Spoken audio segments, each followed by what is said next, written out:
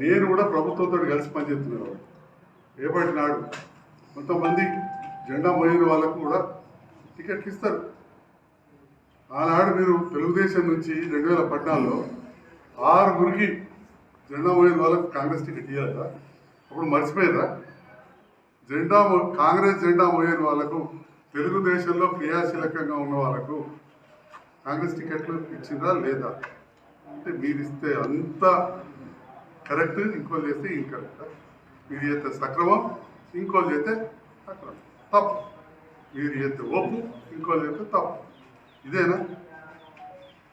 అందుకోసం ఆ కాలంలో చాలా నిజాయితీగా ఉన్నప్పుడు అప్పుడు మాట్లాడితే ఒక లెక్క.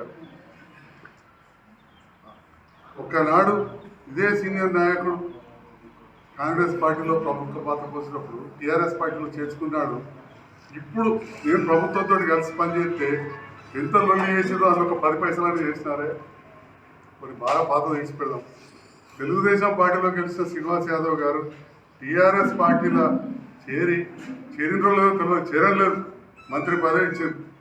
అప్పుడు మీరు అసెంబ్లీలో నేను ఓడిపోయాను. ఈనాడు అసెంబ్లీలో ఇంట్లో 5% మాట్లాడిందా?